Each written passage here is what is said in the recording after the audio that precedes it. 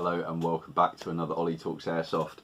Today we are going to be talking about the subguns that I was using on Sunday and how they performed, things that I liked about them, things that I didn't really like about them. So we're going to cover off in this one the Marui MP7, which one of my friends took out for a couple of games and really enjoyed it. I took it out as well, and I must say I've never taken it out in the woods before. It performed a lot better than I was expecting. And this also, the MP5A5 gas blowback. So let's talk about this one first. This one was, again, on the ammo that I was using, it was dual creeping. So it wasn't unfortunately possible to use it in game. Had I put something like a 0.25 or maybe a 0.2 through this, I think I probably would have passed chrono. But the reality was I was having to use 0.3s and 0.28s, and this was dual creeping just above the limit. But that did not prevent me from taking it out on the range and putting quite a few mags through it, and actually ultimately breaking one of the functions on it, which is not good. But it's okay. I'll explain why in a moment. So yeah, taking this out and putting some 0.3s through it, there was a target fixed, a man-sized target fixed at 40 meters. This was easily capable of hitting that target every time without fail, just using iron sights, not a problem at all. Ever since I fixed the wobble in the front of the gun, it's made everything a lot tighter, a lot more consistent, and the hop up is now a lot more consistent than it ever was previously. So if you haven't seen that little video that I did and you've got one of these, then I suggest probably having a quick look. But with this hop wheel, it doesn't just turn freely anymore. It now requires a bit of effort for you to put into it. So it does allow for a finer adjustment of your hop. And I must say, this was hopping quite well, but again, because I was using neutral razor bio BBs, which, as I've explained in my previous updates, I'm not a fan of that particular brand of BB, let alone their bio versions, which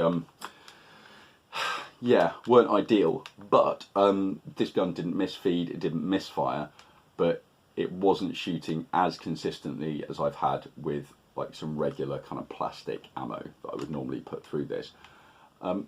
After taking it out and trying to shoot the target at 60 meters, I just couldn't quite get the hop up right. It was either slightly over hopping or under hopping. I just couldn't find that sweet spot on my lunch break, basically.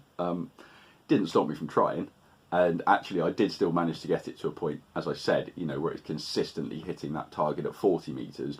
But as soon as you were trying to hit that target out at 60 meters, few more problems. It wasn't quite as good. It was either, basically the BBs kind of, they go out in a straight line out to about 40 meters, and then they just sort of start to curve off in whichever direction they particularly feel like. So I think had I put in some plastic ammo, I probably would have eked a little bit more range and a bit more accuracy out of it. But again, you know, it was eating what I would class as inferior ammo, so actually it did really well. The fact that there were no misfeeds or anything like that each time, no jams, no issues with it. The only thing that I did notice is, and this is something that a lot of airsoft gas blowback guns can do, and it is essentially when you fire a shot and the bolt cycles, it can drop violently enough to knock the BB past the hot rubber. And it means that when you pull the trigger, the BB will kind of go forward and down because it's actually not getting any hop effect at all. And I did see that happen a couple of times. It only happened with this particular gun. But again, I'm going to put that down to the ammo because I just don't think the ammo is particularly good. However, I would also say that this gun would definitely benefit from some sort of hop upgrade. So having looked at a couple other videos, it seems like it's relatively simple to do. As a pin that you just knock out from the receiver. I've actually never gone in and changed the hop in this because it's a CQB gun, and I've never actually bothered to take it out in the woods before because it's for CQB. This is used for like storming rooms and, you know, kicking doors in and stuff like that. So it's all that fun stuff and less of the being out in the woodland, because I've got guns that I know can shoot to much longer ranges. So actually taking this out in the woods, less viable, but still viable. It can still be done. You know, the fact that you can still hit most of the engagements that I was actually getting into on Sunday was sort of between, like, you know, 30 to 60 meter range, and actually this gun would have coped perfectly fine with most of those engagements had it passed chrono. So actually really satisfied with it so far. The fact that just in the completely stock configuration, you're not going to have any trouble shooting targets, a man-sized target out of 40 meters. You can get some headshots in there as well. There was a small headshot sized target, sort of so big, and yep, it was again at about 30 meters. It was quite happily pinging that every single time. So, you know, as for the stock accuracy, pretty good. Could it be better? Definitely. There's definitely room for improvement on this gun. And as with most airsoft guns, like the first thing that you should go and do is kind of just look at the hop up. That's usually going to be what's going to get you those extra gains in accuracy, those extra gains in range, and it usually comes at the cost of about £5 just to buy a new hop up rubber. I'm really lucky that most companies have adopted the VSR style of bucking. So in this, it will use a VSR bucking. Again, in the MP7, we've got VSR, same with the MWS, the AKMs. Pretty much all gas blowback rifles will use these thicker VSR style buckings, and they're really good because ultimately when you're pumping gas past them that is at a really cold temperature, you don't want a really thin rubber that could potentially freeze, crack, fletch or anything like that. So you want to have something which is a little bit thicker, and that's what the VSR rubbers do. So I will be doing, I do have some spare hop-up rubbers. I've even got another silicon Mr. Hop. So I'm really, obviously living in the UK, I'm really keen to try some of these new silicon hot rubbers because they should be less affected by cold temperatures, and that is something that you do find in the UK. You know, you take your gun out, not only is it a cold day, but you're firing ice cold gas past that piece of rubber. It's going to harden, and you know it's going to cause inconsistencies with your hop up. So yeah, I'm going to continue experimenting and continue testing the silicon rubbers, and hopefully they're going to be really good for playing in the UK, but obviously more information on that to follow. The final thing I'm going to say about this MP5 is just with regard to the mags that you can use in it.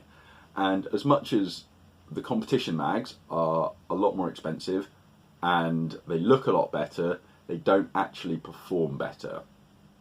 So I was using this with just the standard version 2 45 round mags, and it was having absolutely no problem clearing all of those rounds either on full auto or 3-round burst. And I was really enjoying the 3-round burst, and it turned itself into a 4-round burst because that's the new 3-round burst, right? So bit disappointing, but I'm sure anyone that's tuned into this channel will also be tuned into Bada Bing's channel. He came across exactly the same problem and was even nice enough to tell us which part we need to buy. And so a few months ago, knowing that this was probably going to become an issue, when I did my order with KY to buy a couple of spare nozzles and things like that, I actually ordered a couple of the spare parts for the 3-round burst mechanism because, yeah, thanks to someone else's video, thanks to Bada Bing, I knew that was going to happen. So, yeah, preempted, and this is currently hitting out a 4-round burst, but I'll obviously be digging in at some point, replacing that part, if I can find it in my spares box anyway, and getting this back to a 3-round burst. So it was disappointing that happened, but it's kind of a known problem, and it's something that doesn't really detract from like how much fun this gun is to shoot. And I would say out of all the guns that I took out, like probably this and the AK are putting like the biggest smiles on my face at the moment because they're just very satisfying to shoot. You don't really get the recoil with a submachine gun, but you get quite like a violent jarring. So you do get some like really positive feedback from the gun itself, and that's something that I really like. That's one of the reasons that I run gas blowback rifles predominantly, or exclusively, because they are just a bit more fun with each trigger pull, and they are just more entertaining. So yeah, so far, again, really pleased. We'll be digging into this and replacing that 3-round burst mechanism. We'll also be digging into this and swapping the hot rubber out, so that hopefully the performance outdoors is going to get improved a little bit, and ultimately for what I use it for the majority of the time, indoor play, where it's not really going to affect it that much. I might be able to eke out some accuracy gains, which would be nice, but it's kind of not essential. It's like I said, this is a gun that you storm rooms with, so you're not quite as worried about hitting those super accuracy or super long range targets with it. So that kind of covers off everything with regard to the MP5. Let's move on to the other subgun that I took along with me, which was my Tokyo Marui MP7. Now, again, very similarly, this also had to run the Nuke-Prol Razor Bio 0.28s and 0.3s. It did get under the dual limit, so this was actually able to be used in-game, and it actually performed incredibly well. So again, it's a subgun, and so I tend to use my guns for what they're supposed to be used for. So I use this for CQB, I use it for close quarters stuff. But I have seen loads of people reporting that you can take these out into the field and they will absolutely hold their own against any AEG or gas rifle or anything. And knowing that the inner barrel is sort of, you know, this long, it's kind of a pistol length inner barrel, I was not really dubious, because I fired Tokyo Marui pistols with a 3-inch barrel and they can hit out to 50 meters, so no reason why this shouldn't, and I'm very pleased to say that it really does. Hopping 0.3s out of the box as well, so I've got no internal upgrades on here. I have done a couple of things to this in the past, but ended up reverting back to the stock configuration. So after watching one of Rogue System 087's videos from probably about 8 or 9 years ago, he was talking about the creation nozzle and the creation recoil spring, both of which I purchased on a trip to Hong Kong and dropped into here, and probably within about 3 or 4 mags, the creation nozzle had actually broken. I think one of the reasons is because of the creation recoil spring. So all of that came back out, and all of the original stuff got whacked straight back in here. And I'm glad that it did, because this being able to overhop a 0.3 bio, still accurately, still flinging those shots comfortably out to like 60 meters, shouldn't have come as a surprise, but having never really taken it out in the woods before, it kind of was a little bit. I was just very impressed with how good this package was. But with that being said, it also was not a fan of running bio BBs. So the bolt lock function basically stopped working, so it wouldn't lock back on the last round anymore. That's not a problem that I've ever come across previously when running it in CQB and using plastic ammo. Never been a problem. It was a problem with that Nuke-Prol Razor. And again, before digging into the gun and assuming that actually this is going to be the problem, like, the problem is like how cheap and nasty the ammo is. And obviously, it's not my choice to be running that particular ammo. I could have walked away at the start of the day and just not done it, but at the end of the day, the gun should be able to eat most things. But it's just really important to know that, especially when you're trying a different kind of BB, when you get functionality problems with your gun, don't immediately look at your gun. Like, look at what you're putting into it, what are you feeding it. And for me, I just knew that was going to be the problem. So it wasn't bolt locking, and also at the end of the day, I decided to just mag dump off the last couple of mags that were full up, because I don't like to leave lots of BBs in the mags, especially when I'm taking them home. It's a bit like going to a game. You don't want to have loaded, ready to go mags in your case, just in case you get pulled over by the police or something. You want to be responsible. So yeah, I mag dumped the 2 remaining mags from this, and each time, about halfway through the mag dump, I let go of full auto and then re-engaged and had essentially squishy trigger. So the bolt was forward, so the bolt was in battery, so it was like this, everything completely forward, no click, just squishy trigger. It wasn't until I took the mag out, recocked it, put it back in, that I could shoot again.